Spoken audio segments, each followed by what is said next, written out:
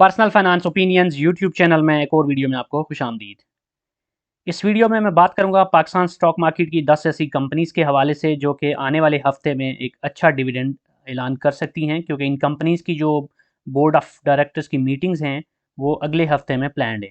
इनमें से कुछ कंपनीज़ ऐसी हैं जिनके ईयरली रिजल्ट्स अनाउंस होने हैं और कुछ ऐसी हैं जिनके हाफ ईयरली रिजल्ट्स अनाउंस होने हैं। और ये वो कंपनीज़ हैं जिनको हिस्टोरिकली अगर हम देखें तो इनका जो ट्रैक रिकॉर्ड है पे आउट्स के हवाले से वो अच्छा है, और हम ये एक्सपेक्ट कर रहे हैं कि इस वक्त जो इनके रिजल्ट्स आएंगे फाइनेंशियल ईयर के या फिर हाफ ईयरली रिजल्ट्स, उसके साथ ये एक अच्छा पे आउट डिविडेंड या फिर बोनस की मद में अनाउंस कर सकती हैं। सबसे पहले जिस कंपनी का मैं जिक्र करूंगा वो पाकिस्तान स्टॉक मार्केट में पावर जनरेशन सेक्टर की एक कंपनी है, निशात चूनिया पावर लिमिटेड। ये कोई बहुत बड़ी कंपनी नहीं है in terms of its capacity कि ये कितनी पावर जनरेशन करती है, लेकिन इंपॉर्टेंट चीज़ ये है कि ये उन कंपनीज़ में से है जो कि कंपैरेटिवली अच्छा डिविडेंड दे रही होती हैं। इस कंपनी की जो बोर्ड मीटिंग है वो 21 फरवरी को है, और जो इसका रिज़ल्ट है वो हाफ़ ईयरली है। इसका जो ईयर होता है वो जून में एंड होता है, तो जुलाई से लेके अब तक के जो 2 क्वार्टर्स हैं उसकी बेसिस पे हम एक्सपेक्ट कर रहे हैं कि ये एक अच्छा डिविडेंड दे सकती है। क्योंकि पिछले जो क्वार्टरली रिजल्ट्स थे सितंबर 30 को जो क्वार्टर एंड हुआ था, उसके जब रिजल्ट इसने अनाउंस किए तो उसके साथ इसने कोई डिविडेंड नहीं दिया था। तो अब ये हाफ ईयरली रिजल्ट के साथ एक्सपेक्टेड है कि ये एक अच्छा डिविडेंड दे सकती है। जो पिछले क्वार्टर में इसकी ईपीएस थी वो 2.61 थी, और इस क्वार्टर के मिला के जो टोटल ईपीएस बनेगी वो अगर 5 से ऊपर जाती है तो एक्सपेक्टेशन यही है कि टोटल जो 2 क्वार्टर के रिजल्ट हैं इसके साथ इसका एक डिविडेंड बनता है। पिछले साल की अगर हम बात करें तो पिछले साल इसने टोटल 10 रुपये का डिविडेंड दिया था चारों क्वार्टर के रिजल्ट के साथ, और बोनस शेयर्स इसने एज सच कोई नहीं दिए थे। इसके बाद जो दूसरी कंपनी है वो बैंकिंग सेक्टर में से यूनाइटेड बैंक लिमिटेड यूबीएल, और इसकी जो बोर्ड मीटिंग है वो 22 फरवरी को है, और इसका जो रिजल्ट है वो एनुअल है क्योंकि इसका जो ईयर एंड होता है वो दिसंबर में होता है। और करंट जो फाइनेंशियल ईयर यानी कि 2022 का जो फाइनेंशियल ईयर उसके जो इंटरिम डिविडेंड्स थे वो टोटल ये 13 रुपये ऑलरेडी दे चुकी है। और जो इसकी ईपीएस बनती है तीसरे क्वार्टर तक 2022 के 3 क्वार्टर की जो इसकी ईपीएस बनती है वो 15 रुपये 33 पैसे बनती है। और जो इसने पिछले साल टोटल डिविडेंड दिया था वो 18 रुपये था। तो पिछले साल की जो डिविडेंड है उसके हवाले से भी देखें तो जो इसने यानी कि 2021 में 18 रुपये दिया था, तो 22 के 3 क्वार्टर्स में 13 रुपये दिया है। तो ईपीएस भी इसकी अच्छी है 2022 में, तो वी कैन एक्सपेक्ट के जो चौथा क्वार्टर है उसके रिजल्ट के साथ ये एक और अच्छा डिविडेंड दे सकती है। और जिसकी टोटल डिविडेंड है वो पिछले साल के करीब या उसके में भी थोड़ा सा अप और डाउन हो सकती है, यानी कि इस क्वार्टर के साथ एक्सपेक्ट कर सकते हैं कि 4 से 5 रुपये का डिविडेंड दे सकती है। इसने ऐसा कोई बोनस शेयर्स नहीं दिए पिछले साल भी, और इस साल भी कोई एक्सपेक्टेशन नहीं है कि ये कोई बोनस शेयर्स अनाउंस करेगी। इसके बाद जो अगली कंपनी है वो पावर जनरेशन सेक्टर में से है कैप्को, और कैप्को की जो बोर्ड मीटिंग है वो 22 फरवरी को है, और ये इसका हाफ ईयरली रिजल्ट है क्योंकि कैप्को का जो ईयर एंड होता है वो जून में होता है। तो पिछले क्वार्टर में इसने कोई डिविडेंड अनाउंस नहीं किया था, और जो पिछले क्वार्टर की जो इसकी ईपीएस थी वो 2 रुपये 40 पैसे थी। तो अब हम एक्सपेक्ट कर सकते हैं कि इस क्वार्टर के रिजल्ट के साथ ये कुछ डिविडेंड ज़रूर देगी। और जो टोटल डिविडेंड लास्ट ईयर के थे वो इसके थे 8 रुपये, और बोनस शेयर्स एज सच कोई नहीं दिए थे। तो कैप्को के बारे में यही एक्सपेक्टेशन है कि जिस तरह अभी हमने ट्रैक रिकॉर्ड देखा है कुछ पावर सेक्टर के रिजल्ट जो अनाउंस हुए हैं तो उन्होंने अच्छे डिविडेंड दिए हैं, तो लेट्स होप कि कैप्को भी एक अच्छा डिविडेंड इस बार अपने रिजल्ट्स के साथ देगी। जो अगली कंपनी है वो है एबट, जो कि फार्मास्यूटिकल सेक्टर की कंपनी है, और इसकी जो बोर्ड मीटिंग है वो 22 फरवरी को है, और ये इसके एनुअल रिजल्ट्स हैं।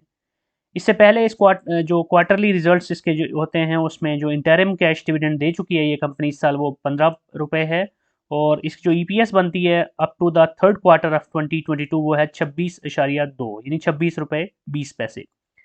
पिछले साल जो इसने टोटल डिविडेंड दिया था वो 40 रुपये था। तो इस साल अभी तक इसने 15 रुपये डिविडेंड दिया है, तो वी कैन एक्सपेक्ट कि जो इसका अभी जो क्वार्टरली रिजल्ट आएगा उसके साथ ये एक अच्छा डिविडेंड अनाउंस कर सकती है। और बोनस शेयर्स की बात की जाए तो इस कंपनी ने भी कोई बोनस शेयर्स अनाउंस नहीं किए थे पिछले साल भी, और इस साल भी अब तक के जो 3 क्वार्टर के रिजल्ट्स हैं उसमें कोई बोनस शेयर्स नहीं दिए। तो एक्सपेक्टेशन भी यही है कि बोनस शेयर्स नहीं बल्कि ये सिर्फ कैश डिविडेंड अनाउंस कर सकती है। जो अगली कंपनी है वो ओजीडीसी है, जो कि oil and gas exploration sector की कंपनी है, और पिछले कुछ अर्से से बहुत ज़्यादा ये न्यूज़ में है क्योंकि मुख्तलिफ एक्सप्लोरेशन जो हैं उसकी अनाउंसमेंट्स इसकी आ रही हैं स्टॉक मार्केट में। साथ साथ पिछले कुछ दिनों से इसके जो स्टॉक की एक रैली देखी गई है वो भी बड़ी अच्छी थी, और कैपिटल गेन के हवाले से भी बहुत सारे लोगों ने उसमें फ़ायदा उठाया, प्रॉफिट टेकिंग भी की गई है। और अब इसकी जो बोर्ड मीटिंग है वो 22 फरवरी को है और इसकी जो हाफ ईयरली रिजल्ट्स अनाउंस होंगे 22 फरवरी की मीटिंग में। इससे पहले जो इंटरिम रिजल्ट अनाउंस किए गए थे सितंबर 30 को जो पीरियड एंड हुआ था उसके लिए, यानी क्वार्टरली रिजल्ट थे, उसमें इसने ₹1.75 का डिविडेंड अनाउंस किया था। और करंट ईयर की जो इसकी ईपीएस बनती है एक क्वार्टर की वो है ₹12.39। और लास्ट जो ईयर था 2022 का जो टोटल डिविडेंड था जो कि जून 30 को एंड हुआ था ईयर, उसमें इसने ₹7.25 दिए थे। तो एक्सपेक्टेशन यही है कि अब जो क्वार्टरली रिजल्ट होगा इसके साथ ये मज़ीद कुछ डिविडेंड अनाउंस कर सकती है, क्योंकि कंपनी की ईपीएस भी अच्छी जा रही है, इसकी जो एक्सप्लोरेशंस हैं वो भी अच्छी जा रही हैं। और जो इस सेक्टर की कंपनीज वैसे भी होती हैं नॉर्मली वो एक अच्छे पे आउट के हवाले से मशहूर हैं। तो वी कैन होप कि OGDCL एक अच्छा डिविडेंड अनाउंस कर सकती है। इसके बाद जो अगली कंपनी है वो बेस्ट वे सीमेंट लिमिटेड है। सीमेंट सेक्टर ओवरऑल अगर देखा जाए तो काफ़ी स्ट्रेस में है, क्योंकि पाकिस्तान में जो इकोनॉमिक कंडीशंस हैं उसकी वजह से, और जो रीसेंट फ्लड्स हैं वो भी, और जो दीगर अवामिल हैं, इंटरनेशनल रिसेशन भी और रशिया यूक्रेन वार भी, और ओवरऑल जो कोल की प्राइस के हवाले से भी, क्योंकि सीमेंट सेक्टर का उसके ऊपर भी बहुत ज़्यादा डिपेंडेंसी होती है। फिर फ्यूल की जो प्राइसेस हैं, ये सारी चीज़ें मिल मिला के जो कॉस्ट ऑफ बिजनेस है वो काफ़ी बड़ा है और सेल्स कम हुई हैं, प्रॉफिट मार्जिन भी कम हुए हैं सीमेंट सेक्टर की कंपनीज़ के। लेकिन बेस्ट वे सीमेंट एक ऐसी कंपनी है सीमेंट सेक्टर में जो कि बहुत मशहूर है एक अच्छे पे आउट के हवाले से। इसके जो वॉल्यूम्स होते हैं ट्रेडिंग के वो बहुत कम होते हैं, लेकिन इसके अंदर जो भी लोग इन्वेस्टेड होते हैं वो नॉर्मली इसको लॉन्ग टर्म होल्ड करते हैं, और ये कंपनी एक कंसिस्टेंट डिविडेंड पेइंग कंपनी है। और इसकी जो बोर्ड मीटिंग है वो 22 फरवरी को है, और इसके जो रिजल्ट्स अनाउंस होंगे वो हाफ ईयरली हैं, क्योंकि इसका जो ईयर एंड होता है वो भी जून में होता है। प्रीवियस क्वार्टर के रिजल्ट्स के साथ ये ऑलरेडी ₹4 का डिविडेंड दे चुकी है, जबकि इसकी जो ईपीएस बनी थी वो ₹5.55 थी। और जो लास्ट ईयर, यानी लास्ट जो एनुअल रिजल्ट्स तक का जो डिविडेंड था इसका वो था ₹16। तो इस दफ़ा एक्सपेक्टेशन यही है कि इस रिजल्ट के साथ ये एक और अच्छा डिविडेंड दे सकती है, मे बी ₹4 या इसके आसपास मजीद डिविडेंड हम इससे ले लें। तो ओवरऑल ये कंपनी एक कंसिस्टेंट डिविडेंड की अपनी जो हिस्ट्री है उसको मेंटेन रख सकती है। बोनस शेयर्स के हवाले से कोई एक्सपेक्टेशंस नहीं है इस कंपनी की, और ना ही इसका कोई ऐसा ट्रैक रिकॉर्ड है। इसके बाद जो नेक्स्ट कंपनी है वो भी बैंकिंग सेक्टर में से है, हबीब बैंक लिमिटेड HBL, और इसकी बोर्ड मीटिंग 24 फरवरी को है, और ये एनुअल रिजल्ट है इस कंपनी का। इससे पहले जो इंटरिम डिविडेंड है वो ₹5.25 कुल मिला के ये दे चुकी है अपने क्वार्टरली रिजल्ट्स के साथ। और जो इसका ईपीएस अब तक का बनता है 3 क्वार्टर का वो ₹14.79 है। और लास्ट ईयर में जो इसने डिविडेंड दिया था वो था ₹7.25। तो एक्सपेक्टेशन यही है कि ₹1.5 से ₹2 का, या मे बी इससे कुछ बेहतर मजीद डिविडेंड ये दे दे अपने जो भी फाइनल रिजल्ट अनाउंस करेगी फॉर द पीरियड एंडिंग 31 दिसंबर 2022। जो अगली कंपनी है वो फार्मास्यूटिकल सेक्टर में से हाईनून। हाईनून की एक ख़ास बात ये है कि ये कंपनी कोई भी इंटरिम डिविडेंड अनाउंस नहीं करती होती, बल्कि ईयरली रिजल्ट के साथ ही जो डिविडेंड होता है वो अनाउंस करती है। और इसकी जो ईयरली रिजल्ट्स हैं वो 24 फरवरी की बोर्ड मीटिंग में अनाउंस होने हैं। तो बहुत ज़्यादा एक्सपेक्टेशंस हैं कि इसमें ये एक अच्छा डिविडेंड और बोनस दे सकती है। और इसकी जो ईपीएस अब तक की है 3 क्वार्टर्स की वो ₹41.34 है। और लास्ट ईयर में इसने ₹20 का डिविडेंड दिया था। तो अब इस साल और लास्ट ईयर में इसने 10% का बोनस शेयर्स भी अनाउंस किए थे। तो बहुत ज़्यादा एक्सपेक्टेशंस मेरी यही हैं कि इस रिज़ल्ट के साथ ये ना सिर्फ ये कि एक अच्छा डिविडेंड देगी, बल्कि मे बी कुछ बोनस शेयर्स भी अनाउंस कर दे। तो ये उन कंपनीज़ में से है जिनमें आपने अभी तक अब तक इन्होंने कुछ अनाउंस नहीं किया 3 क्वार्टर्स के साथ। तो डेफिनेटली जो चौथे क्वार्टर के रिजल्ट्स हैं उसके साथ इसने कुछ ना कुछ अनाउंस करना ही है, क्योंकि इनकी जो ईपीएस है वो भी काफ़ी बेहतर है। इसके बाद जो अगली कंपनी है वो ग्लास सेक्टर में से है, तारक ग्लास लिमिटेड TGL, और इसकी बोर्ड मीटिंग है 23 फरवरी को, और इसके जो रिजल्ट्स हैं वो हाफ ईयरली हैं। पिछले क्वार्टर के रिजल्ट के साथ इसने कुछ भी नहीं दिया था, इसलिए ये एक्सपेक्टेशन है कि अब जो हाफ ईयरली रिजल्ट है इसके साथ ये कुछ बोनस कुछ डिविडेंड अनाउंस कर सकती है। जो ईपीएस है इसकी पिछले क्वार्टर की वो थी 2.56। तो अभी इसकी ईपीएस जो ग्लास सेक्टर है ये भी कोई बहुत ज़्यादा अच्छा परफॉर्म नहीं कर रहा करंट सिनेरियो के अंदर, करंट इकोनॉमिक कंडीशंस के अंदर, लेकिन फिर भी इतना बुरा भी परफॉर्म नहीं कर रहा कि हम ये कहें कि बिल्कुल कुछ देने की पोजीशन में नहीं है। तो एक्सपेक्टेशन ये है कि अभी जो रिजल्ट आएगा इसके साथ ये बहुत बड़ा डिविडेंड तो शायद ना दे, लेकिन कुछ ना कुछ ज़रूर देगी। लास्ट ईयर का जो इसका डिविडेंड था वो टोटल ₹2 था, जो कोई बहुत बड़ा डिविडेंड नहीं है। और लेकिन इंपॉर्टेंट चीज़ ये है कि इसने 25% बोनस शेयर्स भी दिए थे। तो इस साल भी एक्सपेक्टेशन यही है कि ये कंपनी अपने शायद ट्रैक रिकॉर्ड को मेंटेन रखते हुए बोनस शेयर्स भी दे दे और कुछ ना कुछ छोटा मोटा डिविडेंड भी अनाउंस कर दे।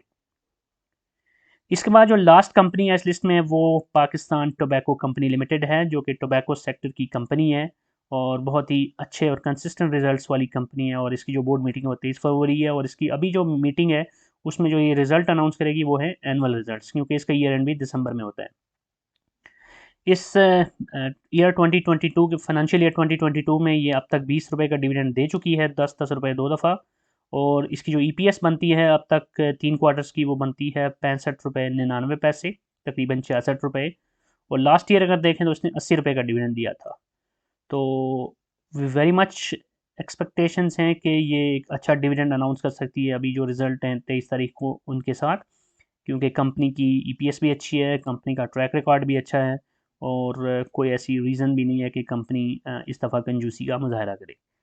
तो ये थी वो 10 कंपनीज़ जिनके हवाले से मेरी एक्सपेक्टेशन है कि ये जो अगला हफ़्ता है इसमें इनके रिजल्ट्स जब अनाउंस होंगे तो इनमें आप अच्छा डिविडेंड पे आउट एक्सपेक्ट कर सकते हैं। कुछ कंपनीज से आप बोनस शेयर्स भी एक्सपेक्ट कर सकते हैं। अगर आपने ऑलरेडी इन कंपनीज़ में इन्वेस्टमेंट कर रखी है तो फिर तो आपके लिए वारे न्यारे हैं। लेकिन अगर आप सिर्फ डिविडेंड के लिए इन्वेस्ट करते हैं तो फिर आपने सिर्फ डिविडेंड को नहीं देखना, और भी फैक्टर्स को ज़रूर देख लेना है कि इनमें से कौन सी कंपनीज़ ऐसी हैं जिनकी इस वक्त जो प्राइस है वो आपके लिए एक एक्सेप्टेबल रेंज के अंदर है। क्योंकि अगर आप ओवर वैल्यूड स्टॉक्स को उठा लेते हैं सिर्फ वक्ती तौर पे कुछ डिविडेंड हासिल करने के लिए, तो शायद वो आपके लिए ज़्यादा फ़ायदेमंद ना हो और बाद में आपको नुकसान हो। लेकिन अगर लॉन्ग टर्म इन्वेस्टर हैं, ऑलरेडी होल्ड किया हुआ है या आप लॉन्ग टर्म होल्ड करना चाहते हैं, तो ये वो कंपनीज़ हैं जो कि अच्छा कंसिस्टेंट ट्रैक रिकॉर्ड रखती हैं डिविडेंड के हवाले से भी, और पोटेंशियली आप इनमें कैपिटल गेन भी एक्सपेक्ट कर सकते हैं जब भी स्टॉक मार्केट में सिचुएशन थोड़ी सी नॉर्मलाइज होगी इकानमी के हवाले से, आईएमएफ की डील के हवाले से, और पाकिस्तान के अंदर जो बिजनेसेस हैं उनके हवाले से। तो आई होप कि ये इन्फॉर्मेशन आपके लिए यूज़फुल होगी और इन कंपनीज़ में इन्वेस्टमेंट के हवाले से डिसीजन मेकिंग के अंदर आपको ये इन्फॉर्मेशन हेल्प देगी। कोई भी क्वेश्चन है, कोई भी फीडबैक है तो आप कमेंट सेक्शन में लिख सकते हैं। और अगर आपको ये वीडियो पसंद आई है तो चैनल को सब्सक्राइब करना, बेल आइकन को प्रेस करना और वीडियो को लाइक करना मत भूलिएगा। Thank you very much.